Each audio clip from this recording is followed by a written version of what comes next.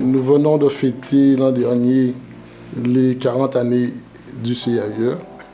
C'est une institution qui a pris toute sa place dans le domaine de l'aménagement et de l'expertise en Guadeloupe. C'est pratiquement l'âge majeur. Le 20 et 21 octobre 2016, le réseau d'urbanisme durable de Guadeloupe organisa au Créole Beach Hotel un séminaire sur le réchauffement climatique intitulé « Agir et anticiper en Guadeloupe ». Ce séminaire rassembla des élus et des agents des collectivités territoriales, des cadres de la fonction publique territoriale et de la fonction publique d'État et des associations citoyennes. Donc pour les années à venir, qu'est-ce que nous pouvons attendre du CIAE? Avec l'expérience acquise, nous pouvons dire là, à minima, le CIAE devrait poursuivre l'accompagnement des collectivités dans le domaine de l'aménagement et de l'expertise, mais également se mettre dans une posture de proposer des solutions adaptées au territoire guadeloupéen par rapport aux problématiques de changement climatique et de transition énergétique. Comment faire tout cela?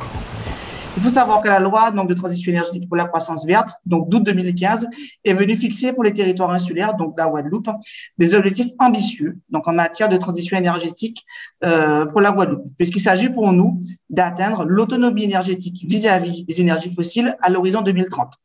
Donc, pour ce faire, les objectifs de la loi sont déclinés à travers une programmation énergétique donc locale, qu'on appelle la PPE, Programmation pluriannuelle de l'énergie de Guadeloupe. Donc, cette PPE est axée sur deux axes principaux, donc deux piliers forts, que sont d'une part la promotion des énergies renouvelables et le second axe qui est fort et qui est important, c'est mieux maîtriser notre demande de l'énergie. Dans le domaine de l'accompagnement des collectivités, nous sommes tous d'accord pour dire que le territoire guadeloupéen doit faire face quand même à un certain nombre d'enjeux et que ce territoire, le CIAE, devra questionner, devra analyser, devra évaluer les politiques publiques mises en œuvre. Tout ceci dans une perspective d'améliorer un peu le devenir de la Guadeloupe. Alors, quels sont ces enjeux? Nous pouvons parler de rééquilibrage du territoire. Nous pouvons parler d'enjeux de revitalisation de nos centres-bourgs.